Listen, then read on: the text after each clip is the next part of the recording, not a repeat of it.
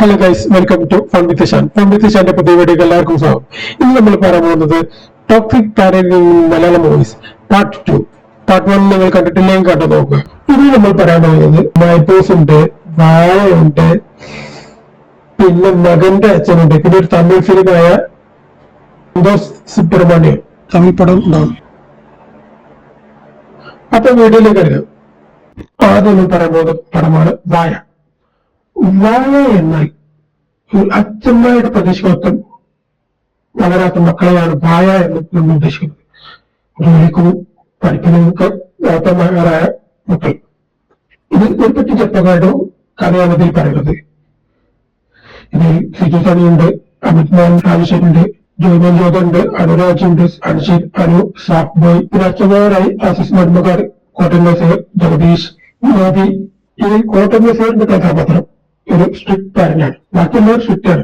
മെയിനായിട്ട് കോട്ടൻ നസീർ സ്വന്തം ഇഷ്ടം സ്വന്തം മകനിൽ അടിച്ചേൽപ്പിക്കാൻ നോക്കുകയാണ്. അയാൾ മകനോട് പറഞ്ഞു, ഒന്നെങ്കിൽ എഞ്ചിനീയർ ആവുക അല്ലെങ്കിൽ ഡോക്ടർ ആവുക, ഇതിലേതെങ്കിലും അല്ലെങ്കിൽ വീടിന് പുറത്തു പോകുക. പക്ഷെ എന്റെ ഇഷ്ടം നിന്റെ ഇഷ്ടമാണോ ചോദിച്ചത്? ഞാനല്ലേ പഠിക്കേണ്ടത്? പഠിച്ചോ. പക്ഷെ മൂന്നാമതൊരു ഓപ്ഷനാണ് തെരഞ്ഞെടുക്കുന്നതെങ്കിൽ അതൊക്കെ ഈ വീട്ടിലെ പണിക്ക് പറഞ്ഞറിയിട്ടാവണം. സ്വന്തം മകന്റെ കൈ തിരിച്ചറിഞ്ഞത് മോദി മാത്രമാണ്. തനിക്കും പഠിക്കാനുള്ള കഴിവില്ല, അതുകൊണ്ട് എഞ്ചിനീയർ എടുക്കേണ്ടതെന്ന് പറഞ്ഞു. വെറുതെ എന്റെ പൈസ തുറക്കരുത്. നീ എന്തായാലും യൂണിവേഴ്സിറ്റി കിട്ടാൻ പോകില്ല. പിന്നെ എന്താണ് ആവശ്യമില്ലാത്ത പരിപാടി? നിനക്ക് പഠിക്കാനുള്ള കഴിവില്ല മോനെ. അവൻ എഴുതിയിട്ടും പാസ്സാവില്ലെന്ന് അറിഞ്ഞിട്ടും അവന് വേണ്ടി പൈസ ചെലവാക്കി. അടുത്തത് മകന്റെ അച്ഛൻ. ശ്രീനിവാസനും വിനീത് ശ്രീനിവാസനും കഥാപാത്രമായ പടമാണ്. അവർ ഇതിൽ അച്ഛനും മകനുമാണ്. ശ്രീനിവാസൻ വില്ലേജ് ഓഫീസറാണ്. ഇതിൽ തന്റെ മകനെ ശ്രീനിവാസൻ ഒരു എഞ്ചിനീയർ ആക്കാൻ താല്പര്യപ്പെടുന്നു. എന്നാൽ ശ്രീനിവാസൻ എഞ്ചിനീയർ ആവാൻ താല്പര്യമില്ല. അദ്ദേഹത്തിന് ഒരു ഗായകനാവാനാണ് താല്പര്യം. പക്ഷെ ശ്രീനിവാസൻ ഒരു എഞ്ചിനീയർ ആവുന്നത് വരെ പാട്ട് പാടുന്ന ഷാട്ടും പിടിച്ചു. ബാത്റൂമിൽ മൂളിപ്പാട്ട് പാടിയതെന്ന് ചോദ്യം ചെയ്തു. അകത്തൊരു പാട്ട് കേട്ടല്ലോ, അത് ഞാൻ തന്നെ പാടിയത്. എൻട്രൻസ് കഴിയുന്നവരെ പാട്ടും കൂത്തൊന്നും പാടില്ലെന്ന് ഞാൻ പറഞ്ഞിട്ടില്ലേ? കൂത്തുണ്ടായിരുന്നില്ല. അവന്റെ കോച്ചിങ് സെന്ററിൽ പാട്ട് പാടിയതിന് അവിടുത്തെ പ്രിൻസിപ്പളെ ചോദ്യം ചെയ്തു. രാത്രി നേരത്തെ ഉറങ്ങാതിരിക്കാൻ വേണ്ടി ചപ്പാത്തി കൊടുത്ത്, പിന്നെ നേരത്തെ ഉറങ്ങാക്കാൻ വേണ്ടി ചൂടുവെള്ളം വെച്ചു കൊടുത്തു, കറണ്ട് പോയാൽ വിളക്ക് വെച്ചു കൊടുത്ത് പഠിക്കാൻ പറഞ്ഞു.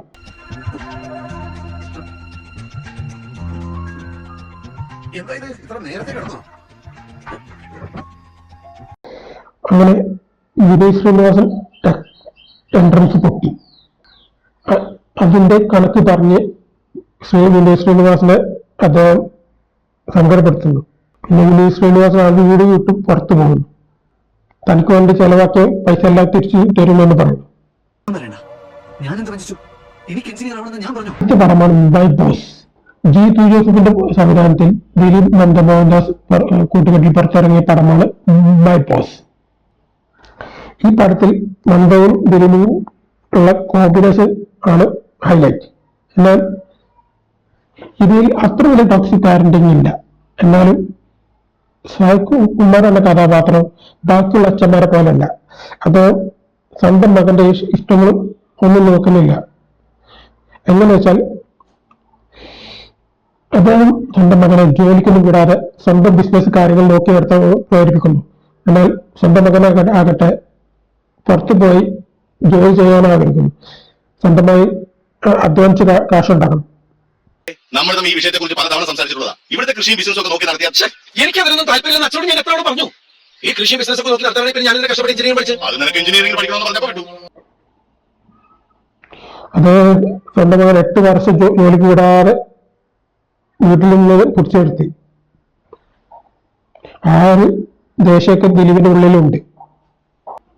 പിന്നെ ദിലീപ് തിരിച്ചു വരുമ്പോ മുംബൈയുമായിട്ട് ഇയാളെ വേദനിപ്പിക്കാൻ ദിലീപ് തീരുമാനിക്കുന്നു. മന്ദക്കിട്ട് പണി കൊടുക്കാം, ഇയാൾക്കിട്ട് പണി കൊടുക്കാം. പിന്നെ അവിടെ ആരെന്ത് തെറ്റ് ചെയ്താലും ദിലീപിനെ ഇങ്ങനെ കുറ്റം പറയുക ആൾ. അതുകൊണ്ട് ഞാൻ ഇനി ഒരുത്തനെ നന്നാക്കാൻ ശ്രമിക്കുന്നില്ല. ഒരുത്തനെ നന്നാക്കാൻ നോക്കിയപ്പോ നിങ്ങൾ രണ്ടാളും എനിക്കെതിരെ തിരിഞ്ഞു.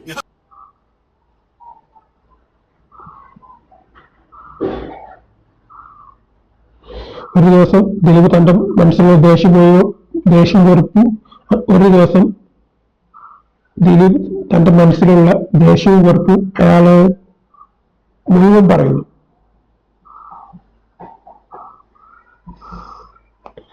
അദ്ദേഹം ദിലീപിനോട് മാപ്പ് പറയുന്നു.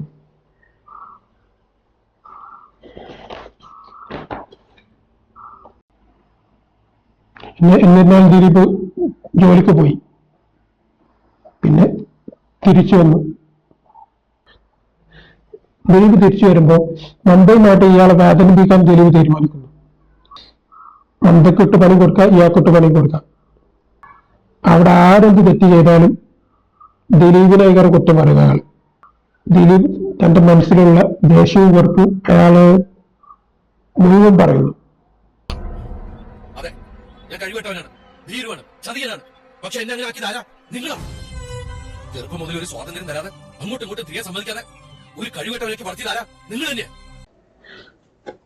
അടുത്ത് നമ്മൾ പറയാൻ പോകുന്നത് ഒരു തമിഴ് പടമാണ്, സന്തോഷ് സുബ്രഹ്മണ്യം. ഇതിൽ ജയൻ രവി, ജനലിയ, പ്രകാശ് രാജ് എന്നിവർ പ്രധാന കഥാപാത്രമായി വരുന്നു. ഇത് ജനലിയും ജയരവിയും തമ്മിലുള്ള പ്രണയമാണ് അധികം പറയുന്നത്. അത് പ്രകാശ് രാജിന് ഇഷ്ടമല്ല. പ്രകാശ് രാജ് ഒരു സ്നേഹമുള്ള ഒരു അച്ഛനാണ്, പക്ഷെ ഒരു സ്നേഹം കൂടിയതിന്റെ പ്രശ്നമുണ്ട് ഇതിൽ. മക്കൾ എന്തെങ്കിലും ആവശ്യം പറഞ്ഞാൽ അയാൾ അതിന്റെ ഇരട്ടി കൊടുക്കും, പക്ഷെ മക്കൾക്കുള്ള ആവശ്യം നിറവേറില്ല. അതിന് ജയരവിക്ക് ഭയങ്കര ദേഷ്യമുണ്ട്.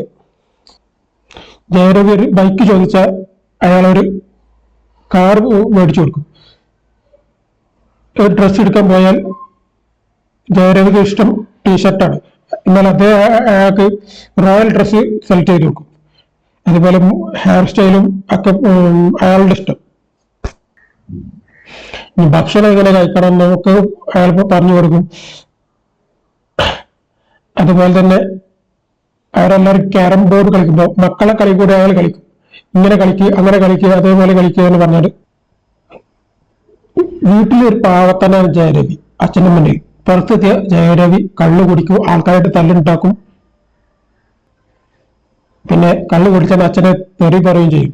അയാളുടെ നല്ല ഫ്രസ്ട്രേഷൻ ഉണ്ടാക്കി.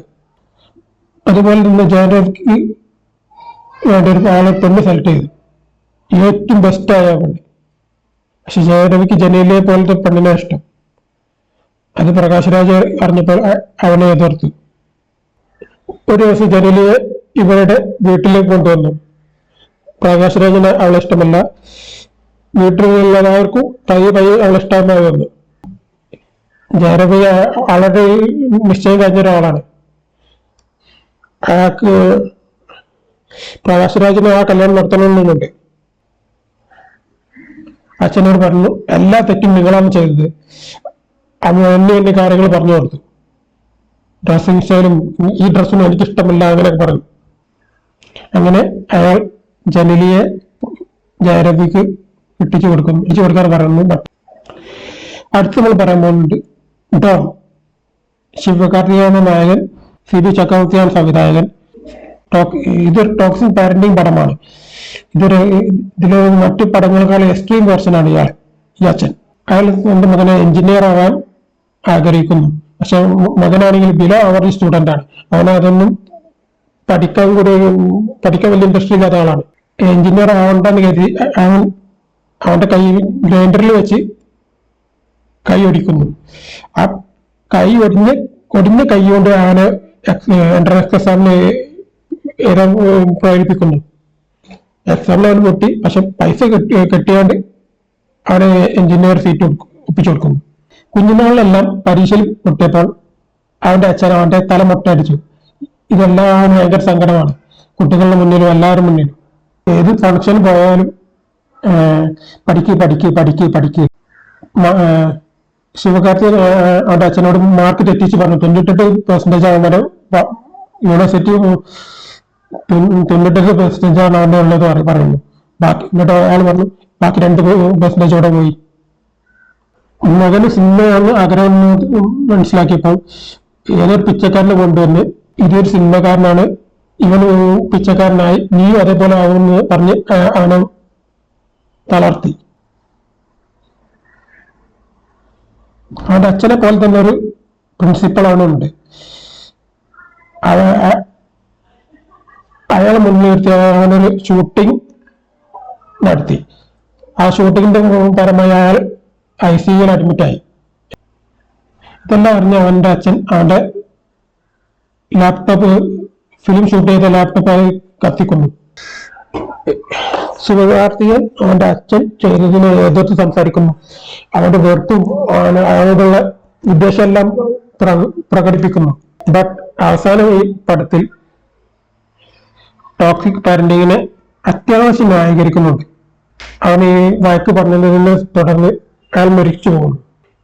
എന്നിട്ട് അവന്റെ അച്ഛൻ പാവമാണ്. അവന്റെ ഒരു സൈഡിൽ അവന്റെ അച്ഛൻ അവനെ വഴക്ക് പറഞ്ഞു, അവളുടെ അടുത്ത് വന്നിട്ട് കരയുന്നു. എന്നിട്ട് അവനെ തല്ലിയതിന് അവനെ ഒഴിഞ്ഞു കൊടുക്കുന്നു. ഇപ്പൊ ഗായ്സിലേക്ക് ഈ വീഡിയോ ഇഷ്ടപ്പെട്ടെന്ന് വിചാരിക്കുന്നു. ഇഷ്ടപ്പെട്ടാൽ തീർച്ചയായും ലൈക്ക് ചെയ്യുക, ഷെയർ ചെയ്യുക, സബ്സ്ക്രൈബ് ചെയ്യുക. പിന്നെ ബെല്ലൈക്കൺ അമർത്താൻ മറക്കണ്ട ഗായ്സ്. നിങ്ങളുടെ അഭിപ്രായങ്ങളും പറയാൻ മറക്കണ്ട. ഇനിയും ഇതുപോലെ പടങ്ങളുണ്ടെങ്കിൽ കമന്റിൽ അറിയുക.